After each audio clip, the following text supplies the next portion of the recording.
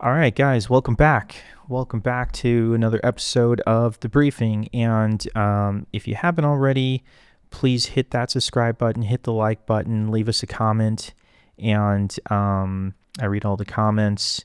Guys, so I'm going to do a little something different on today. I want to talk about something that was brought up during the recent interview, Joe Rogan interview with AJ from the Y-Files. So they bring up Bart Sibrel and the moon landing. For people who don't know, and I will bring it up right here.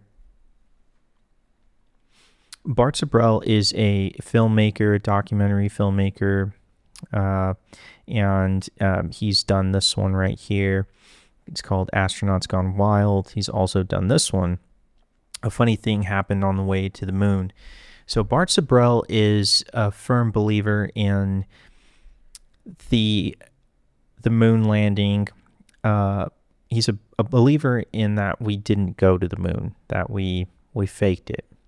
And I first heard of Bart Sibrel. You may have heard of him back in 2011.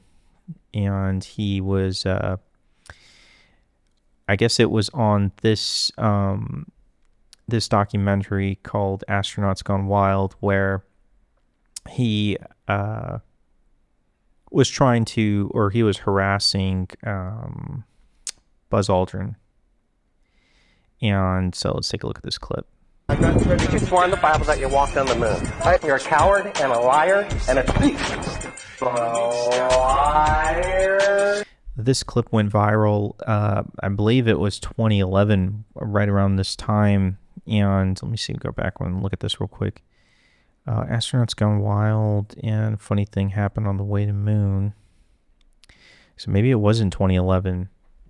But during the filming of this documentary, he would pull a Michael Moore, basically, and interview these astronauts in their homes, and then confront them with this, hey, you didn't go to the moon. Can you swear on a stack of Bibles that you didn't go to the moon?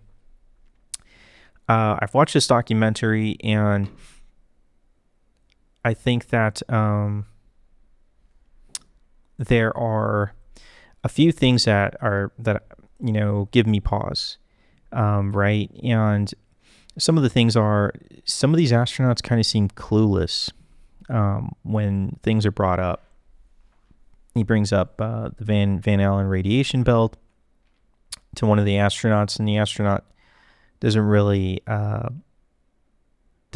understand it, or it doesn't seem like he was giving it much thought. It kind of seemed like he was clueless to it, and I believe his response was something like, "We were employees going on a trip to the moon," and that first gave me pause. That's when I kind of started to think, well, I don't know. Maybe they didn't. Maybe we didn't go to the moon, right? This is one of his points, and I will go through like his strong points. A lot of them that I agree with, some of them I don't, and I will give you my own theory about what really happened. So let's take a look at this. This is one of the ones he always brings up. The federal government claims was taken on the moon. The astronaut shadow runs at 12 o'clock, and this rock, only about 5 feet away, the shadow runs at 9 o'clock. This is a 90-degree difference from objects 5 feet apart from one another. This proves that this was taken on Earth with an electrical light inside of a television studio. This is all the proof that you need. Okay, so I'm in agreement with this. I can tell you that a first-year film student can do this on purpose. I mean, lighting is hard. It's fucking hard. And what he's talking about is on the Joe Rogan podcast, he talked about how these lights are hard lights, right? And these shadows are running, 90-degree angles. Like, you have a shadow here, and then you have a shadow here, which means that there would be a light somewhere off to the side and then a light behind this astronaut. I am in total agreement with this, right? Some of the theories about this is that, well, the footage and the pictures had to be faked because coming back through, if we went through the Van Allen radiation belt, we'll get to that here in a minute, it would damage the film. And I know about this because in 2018, I was taking a lot of film photography. And one thing I learned is that and now some of these rolls are hard to get a hold of and they're kind of expensive. Some of them may be expired, but you could still use them. But if you take them through the X-ray machine, you have to go through the X-ray machine when you're, boarding a plane, that X-ray may damage the film. So one of the things he talks about on the Joe Rogan podcast is that coming back through the Van Allen radiation belt, the radiation would damage the film, so they had to fake the photography. And but they had to, fake it so that they can give us something, right? And I kind of believe that. But I don't know what the cameras were. I know they were using film cameras. Maybe there were special cameras that, didn't get affected by the radiation coming back. So that's one thing that I'm in agreement with.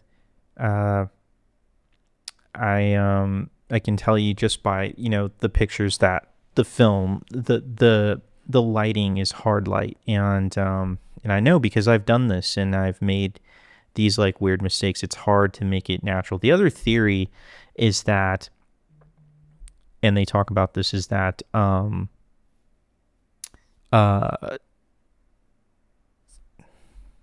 second. One of the other theories is that Stanley Kubrick directed this, and of course this was debunked later.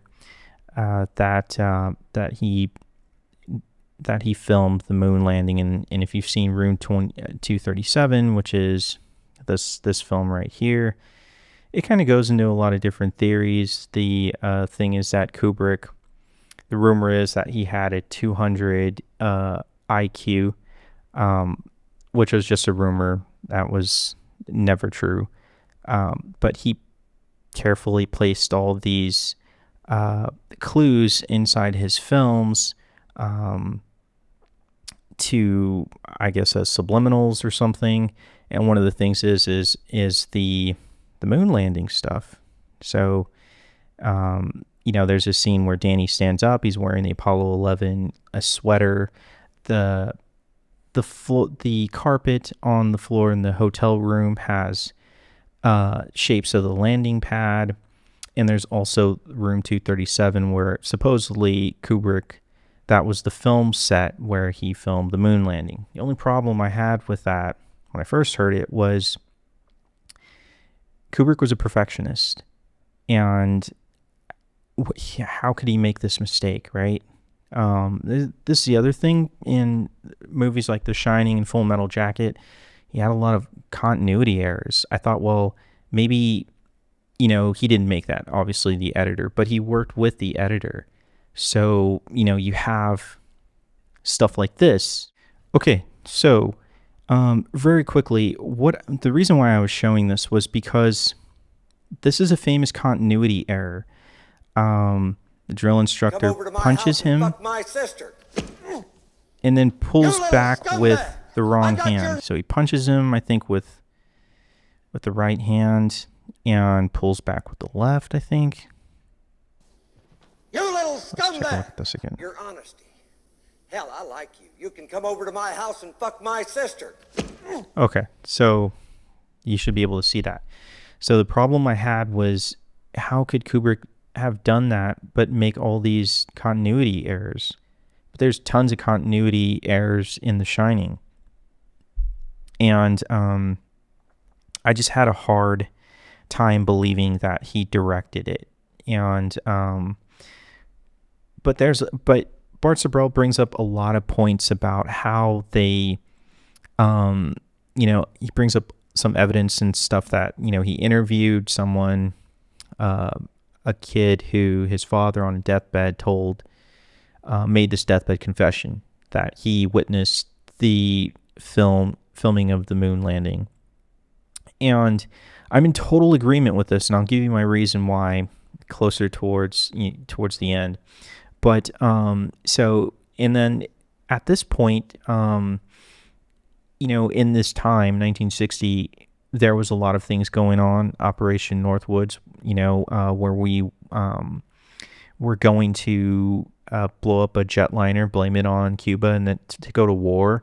The assassination of President Kennedy. So there's a lot of these things that our government did that was questionable and sketchy, and now we know that that they did lie a lot. So I would believe that they would have done this, and there is some very compelling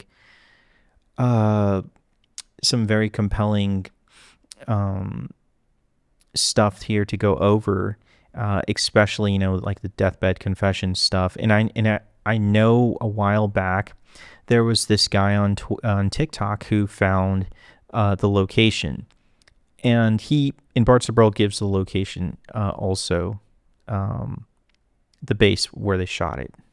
So he brings up another thing while he was on the podcast. So let's hear this. The amount of fuel von Braun said it would take. One of my favorite films is the film You Can Go. Elon Musk said the same thing. But how did they do it with a rocket that contained 1/30,000th% of the amount of fuel von Braun said it would take? So what he's saying is von Braun, who was the German scientist who was responsible behind the Saturn V rocket that got us to the moon, said that it would take multiple field trips to get to the moon.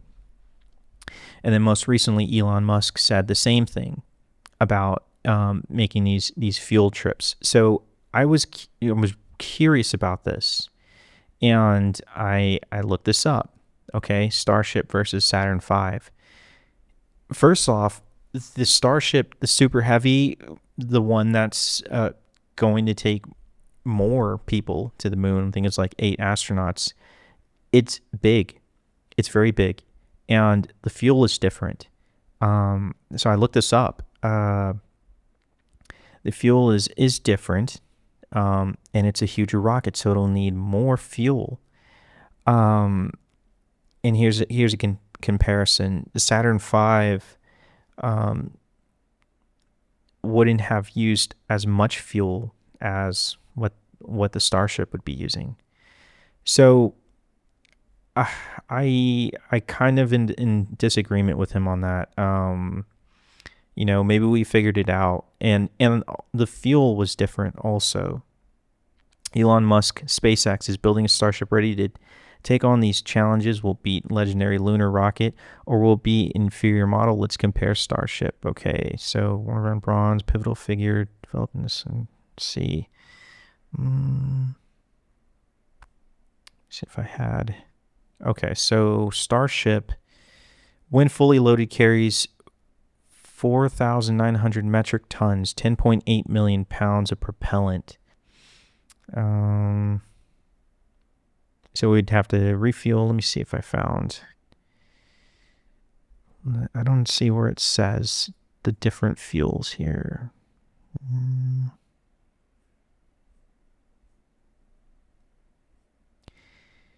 Starship bigger, they're almost taller.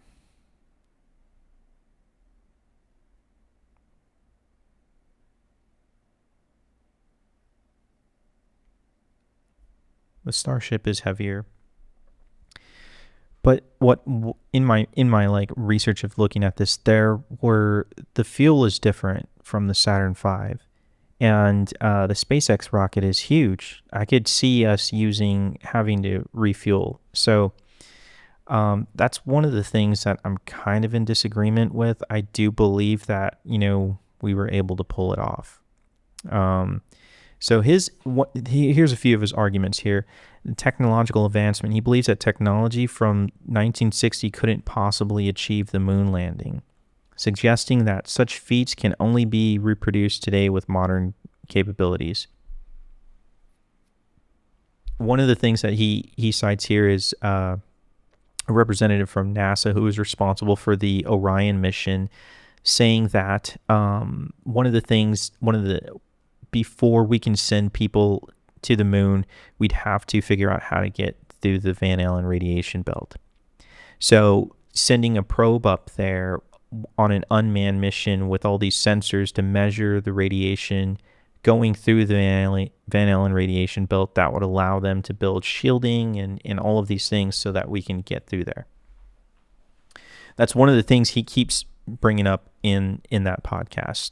The other things we just spoke about this, the shadows and photos. Sibrel claims that shadows in some Apollo 11 photography is not parallel, indicating the use of multiple light sources, which would only occur in a studio setting. I'm in total agreement with that. And the Van Allen radiation belt. He argues the radiation levels in the Van Allen radiation belt around Earth make it impossible for humans to pass through without serious harm. So this is brought up a lot. He also brings up something that was brought up in the 90s with the space shuttle. Apparently, the space shuttle got very close to these Van Allen radiation belts, and the astronauts started seeing stars. They were being affected by the radiation. Of course, we know that the shuttle was not meant to go into deep space, but supposedly they got that high and were being affected by the radiation. So let's look at Van Allen radiation belt.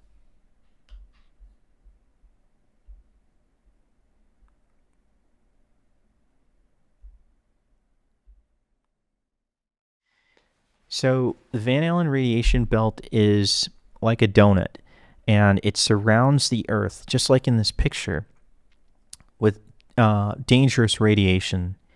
And we don't know the radiation levels. This is one thing he brings up. He calls NASA and tries to find out because NASA sent a Geiger counter to get radiation levels. And he was told that those levels were classified and they couldn't release them, which is weird, right? I think if we knew what those levels were, we would know for sure that we wouldn't have been able to get through the Van Allen radiation belt. So it's like a donut that goes around the Earth. However, it's open on the North and South Pole, which means in order for us to get through here safely, we'd have to launch a rocket from the North or South Pole, and we would be able to bypass the radiation belt. But we can't do that because of the weather. And so we would launch from Houston or Cape Canaveral, Florida. When I first heard him say this, I thought, okay, that's possible. I don't think we can get through there. But when I researched this, the official explanation of this is that they charted this pathway, this trajectory that would get them safely through the belts and without being affected by the radiation. Going through these belts would be an hour and 30 minutes. So that's an hour and 30 minutes they would spend in this deadly radiation, and also an hour and 30 minutes coming back. So that's one thing to think about. Like, how did we get through here? And the official explanation is that they found a way and charted a pathway that was safe enough for the astronauts to pass through. But again, in his documentary, some of the, or at least one of the astronauts is kind of clueless to this, and that kind of gave me like, okay, I know you're a pilot and an astronaut, but I mean, wouldn't you know about this? I mean, you don't. I mean, I'm sure they would have told you. Okay, so that gave me a moment to say, okay, maybe we couldn't possibly get through there. Okay. But yeah, and then maybe they found a way of getting through there. So, okay. The other thing is he brings up this. Well, it's brought up. So let's take a look at this. Houston, vector grid, X-Sot. Pitch over. 29, proceeded, 3, 2, 1, ignition. Right away, Houston, vector grid, X-Sot. Okay, so one of the things that's questionable about this is the pan. There is an explanation for this. I think they like timed it right, of the lunar module lifting off from the moon. Like, how is it doing this? How is it panning up or whatever? And it looks funny the way it goes up and all of this. There is an official explanation. NASA timed it a certain way, and it got us this shot, this weird shot. Whether this is real or fake. The other thing to think about is I don't think that they anticipated internet or VCRs, DVDs, all this stuff that we could go back and look at this stuff, right? This aired like maybe once or twice or a couple of times on TV in the 60s, and it was never probably going to see the light of day again. Right. And you also think about the mindset of people in the 60s, right? They didn't have internet. They didn't have all this access to all this information like we do today. It's whatever was said on TV is what happened. So yeah, that's one thing he brings up. He also brings up all this stuff about the way that they shoot the Earth from the lunar module, and how it looks like there's people and it looks like it's on a set. Yeah, I totally agree with that. I believe that definitely it was faked. Here's another one that's kind of brought up a lot, is this flag. And for the longest time, I thought this was a foil flag. Officially, it was a nylon flag, but it looks like it's waving here. I thought that the foil flag would still, I thought it would do that. Yeah, like it would still move like that. In a nylon flag, it's hard to say, right? I mean, there's no air. Like, how is it moving? Like, should it be stiff? Should it stay stiff like that? I don't know. I don't really have an explanation for this. But, if the footage is fake, then it would make sense. I mean, ideally, I would think for the fake footage, they should have used a foil flag, right? So there's that. Okay. So let's kind of look at some of the things, or let's kind of get into why I believe it's fake and why it's fake.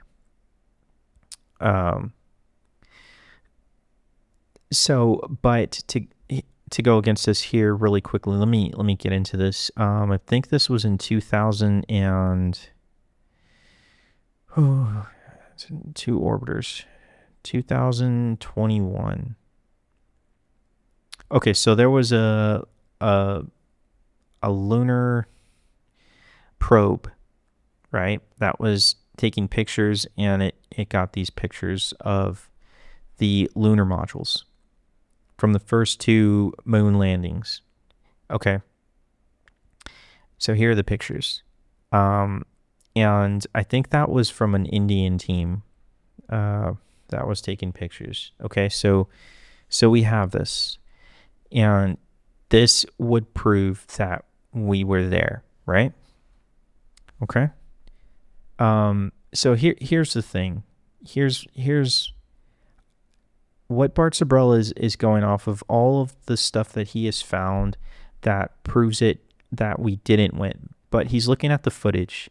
He's looking at one of the arguments of this footage, and the Van Allen radiation belt. But the footage is fake, and he is basically saying everything was fake, right? The argument was made that that we did go, right? But the footage is fake because, the radiation could have damaged the film. But here's another theory to think about, and I don't really hear this one much often, is we definitely went, for sure. And we were definitely there. However, the footage is fake, and the footage is fake for a reason, because they were not going to show the American people, whether it be live or pre-recorded or whatever, what it is that we saw or what it is that we found, right? If Roswell is real and that was a cover-up to this day, why wouldn't they cover this up? Because, they're going to hide structures, buildings. There are some things here that made me really believe this, from the Apollo 8 mission, from I think it was Apollo 10, but 8 for sure. These transcripts of, there's a Santa Claus, and the music when they're going around the moon, and they hear this music that was like from the official explanation was it was from like radio transmission or whatever. Here's the moon. Took a look at these images. My jaw dropped to the ground. When you see something that you've never seen before and in a quality that you've never seen before, it really just made me speechless. For example, at the Apollo 17 landing site, we can see where the lunar rover is parked on the surface. We can see where it drove around the lunar module. You can see the areas where the astronauts... Okay, so he's talking about these images, right? And so that would be proof. Like, I believe this, okay? Getting back to what I was talking about here. Where was I talking about? Okay, so... this is from Reddit, but there has, I couldn't find like an official transcript of this, but I know that I had, let me see, I had done a chat GPT for this, and let me find that real quick. Here we go. Okay, so there was no official explanation. Apollo 11, the off-channel comms. The conspiracy theory claimed that Neil Armstrong, Buzz Aldrin reported watchers or crafts on a secondary channel. So supposedly Neil Armstrong said something to the effect that they're watching us. But the conspiracy theory is that they used a second channel. The story is based on unverified transcripts of secondhand quotes, not official NASA records. But there's other stuff, right? Apollo 17, the weird noises, they joked the music about the music and alien sounds in lunar orbit. These were later explained as radio interference. Buzz Aldrin's later interview. Aldrin once spoke of seeing lights, objects in transit, later clarified it was like a panel from a spacecraft. So yeah. So there's that. And then we have this Reddit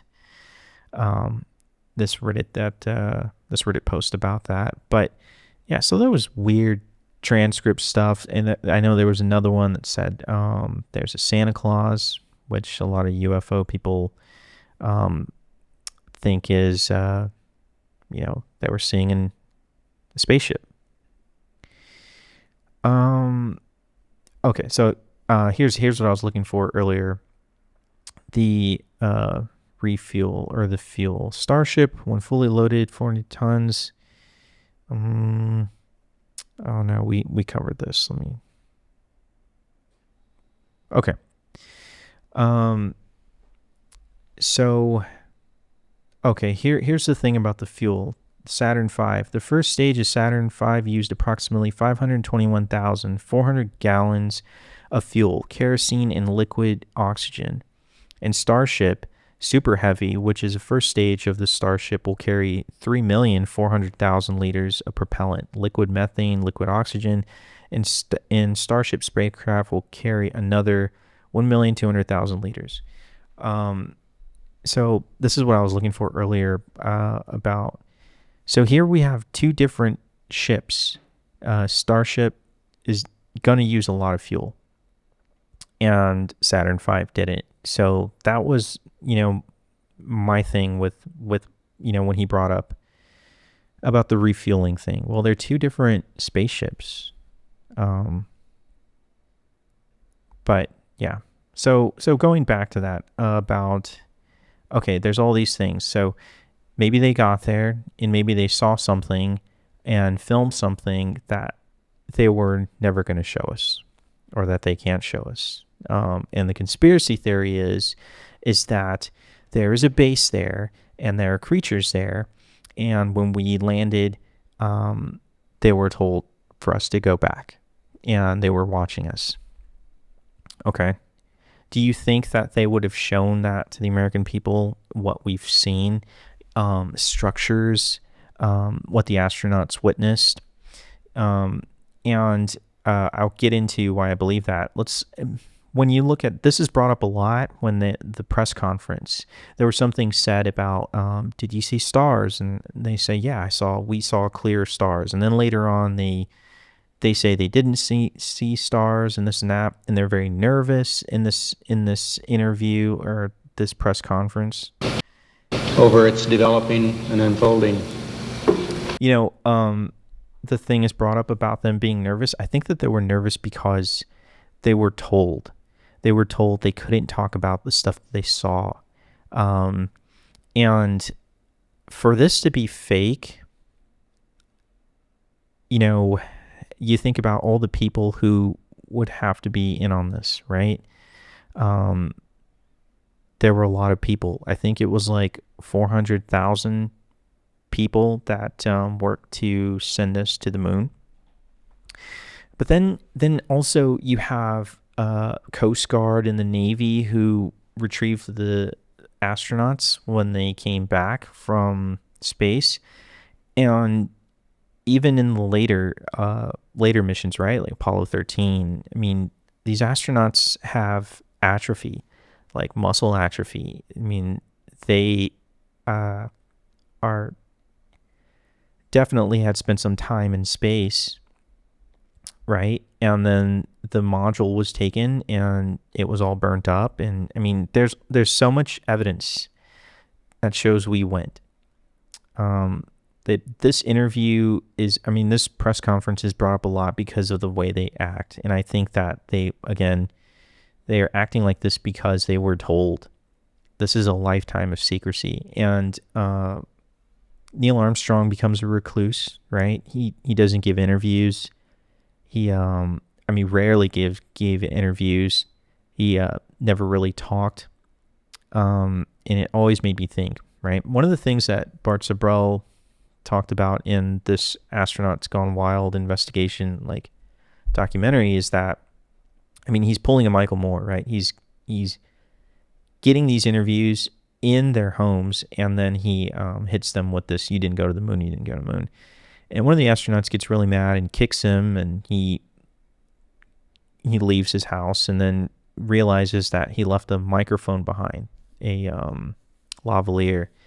And while they're in the car, one of the astronauts' son says, should we call the CIA, have him whacked? And that he brings that up a lot. So I think they were scared. I think that CIA told them they couldn't say anything. They couldn't talk about what they saw on the moon. And the structures or the creatures or whatever it is that they witnessed. I'm going to bring up this guy right here. Here we go.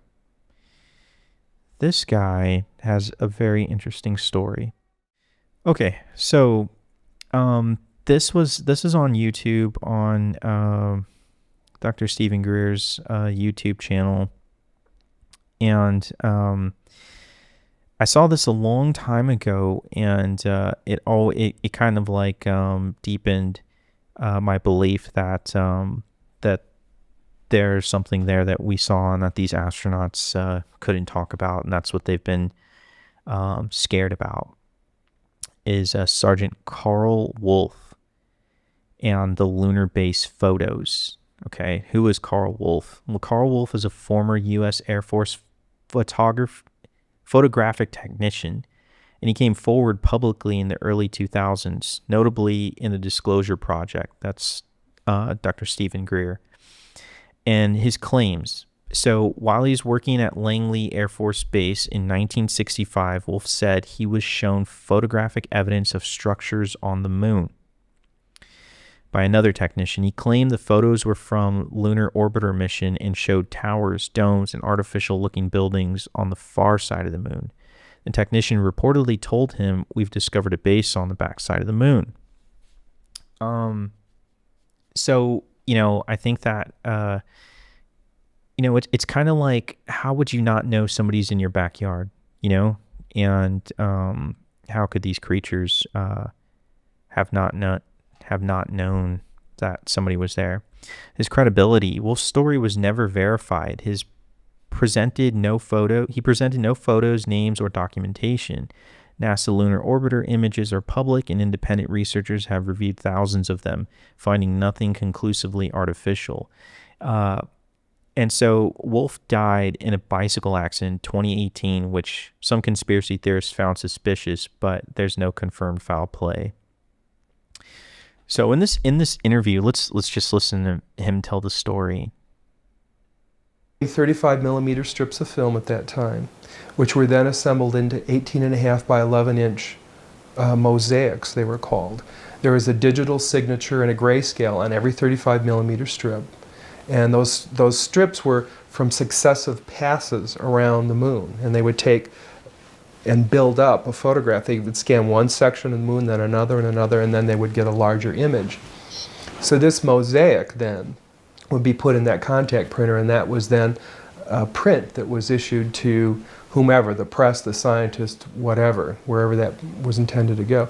So he was showing me how all this worked. And just to give you some context, he's telling a story about him having this crypto clearance, which is like above top secret, like crypto clearance, like the highest crypto clearance. And he was sent into this dark room to repair a piece of equipment in the dark room that developed these photos. So he's in the dark room with this airman who I guess is responsible for the development of the photos, and it's just him and this airman, and he's waiting while they move this piece of equipment out of the dark room. We walked over to one side of the lab, and he said, "By the way, we've discovered a base on the back side of the moon." And I said, "Whose?" "What do you mean, whose?" He said, "Yes, we've discovered a base on the back side of the moon." And at that point, I became frightened, and I was a little terrified, thinking to myself that if anybody walks in the room now, I know we're in jeopardy, we're in trouble, because he shouldn't be giving me this information. I was fascinated by it, but I also knew that he was overstepping a boundary that he shouldn't be stepping over. And then he pulled out one of these mosaics and showed this base, which had geometric shapes. There were towers, there were spherical buildings, there were very tall towers, and things that looked somewhat like radar dishes, but they were large structures. So I didn't say any more to him because I was concerned again that somebody was going to come in at any moment, would catch us having this conversation, and we would be in real trouble. I realized that he was telling me this information because he didn't have anybody else to talk to. Now, probably in that laboratory, he was probably one of the few enlisted people, and he was a worker bee. And he had a high-level security clearance, obviously. But he couldn't share that information with anybody else. And in those days, we didn't. When you had your security clearance, you took it seriously. It isn't like today where people don't take these things seriously. We had a different set of morals and ethics and values. That's the way we were raised. And we. So he comes out with this story in the early 2000s, right? And so I was thinking, okay, well, we discovered it in the early 2000s, we discovered it in 1965. So we already knew, because he says, while working at Langley Air Force Base 65, he said he was shown photographic evidence. So we already knew there was something there. And so my theory is, and it's just a theory, is that we went there. We weren't, our mission was not to just bring moon rocks and all of this stuff, but to see what was there and witness these structures and these creatures and these UFOs or whatever was on the moon. This is also, I believe this from being true, because this is like technology. This is like a new discovery that would change history, and it would throw a huge monkey wrench into human history, right? What are these things? Who are they? Like, if they haven't told us about what's coming here, or the types of creatures or what they're doing here, you think they're going to tell us about this government funded project that we went to the moon to go and look at these things? This is also strengthened my belief from Ingo Swann. So Ingo Swann was a psychic and an artist who worked with the Stargate project. That was a U.S. military-funded program in 1970 to 1990 to explore remote viewing. The alleged ability to see distance, locations mentally. So one of the things he claims, that in his book, Penetration, The Question of Extraterrestrials and Human Telepathy, in 1998, Swann claimed he was asked by a secretive intelligent group to remote view the far side of the moon. He described structures, humanoid beings, machinery, and light sources not consistent with a dead, empty moon. He said the beings on the moon were aware of his remote viewing and that it disturbed them. What's the credibility? His story is anecdotal. There are no corroborating documents or witnesses to allege secret assignments. The Stargate program did exist, but was shut down after decades with no verified psychic discovery. The CIA and DoD concluded remote viewing was unreliable and unproven for actionable intelligence. But Joe McMonagle is supposedly like one of the best remote viewers and had and was very credible. He found, what was it, the submarine that the Russians were building, and it turned out to be true. So, I mean, you can't really say that this was all nonsense. And here's the other thing. Again, this comes up, the far side of the moon. That's supposedly where this base is. And this is what Karl Wolfe says about the photos. He was told that they were on the far side of the moon. Okay, so, that's two different people, two different like anecdotal stories. And there's no evidence to back that, but it makes me believe, right? If we are constantly lied to about these things, it makes me believe that these witnesses are credible, right?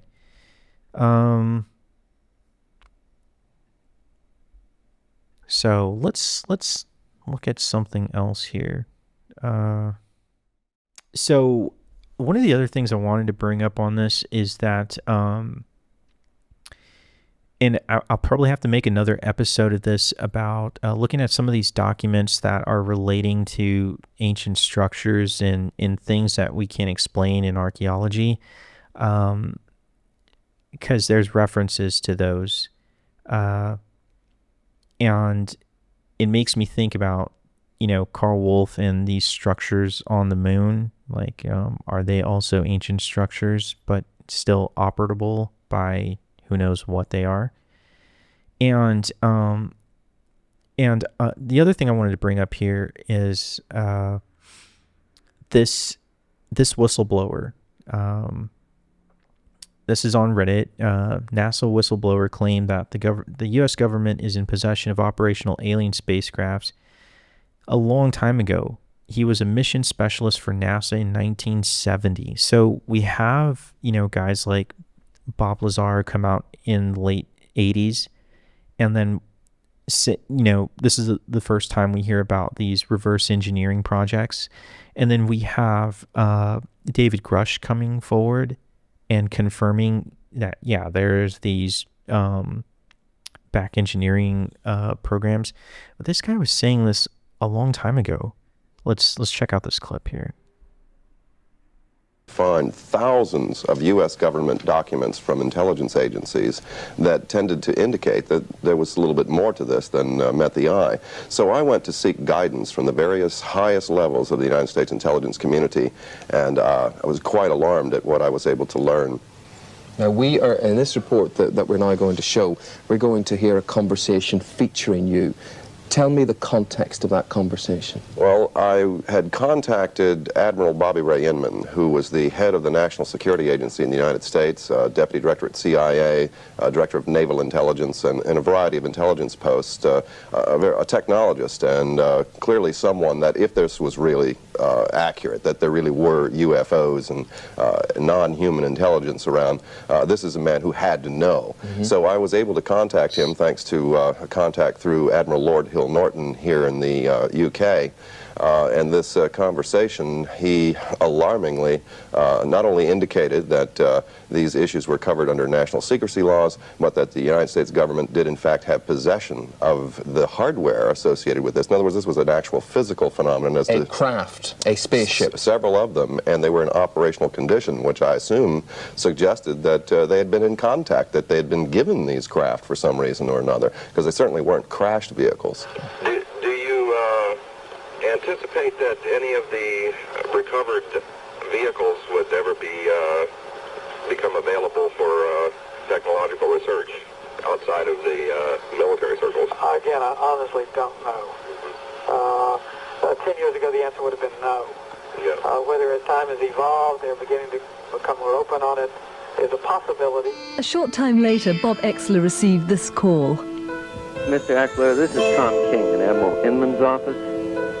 Yes, you would be breaching confidence and/or violation of the secret. So, I mean, this guy's saying this, some of the stuff that these other whistleblowers are saying, right? We are in possession of this stuff, but it's covered up and it's been lied about.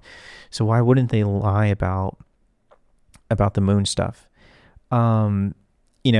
Going back to Bart Sibrel, he's got all these points that we didn't even go at all, but I don't think he is considering the fact that we did go, but the footage is fake.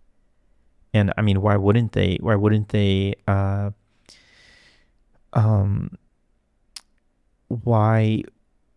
I guess what I'm saying is, they have no. How can I say this? But if he believes that we didn't go at all,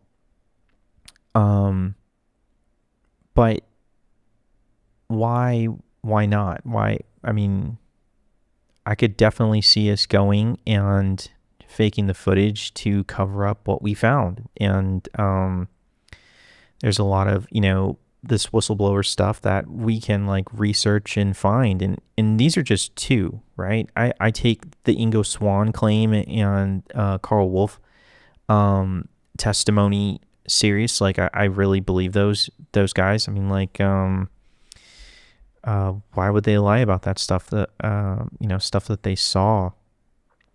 And I mean, it's really like, I mean, they're not even benefiting from this. Like they're not writing books. They're not, other than Ingo Swann, but that's a small story from his remote viewing days. But yeah, I mean, what do you guys think? Do you guys think that we didn't go at all, like Bart Sibrel? Or do you think that we did go and we are just covering up the stuff that we discovered, right? And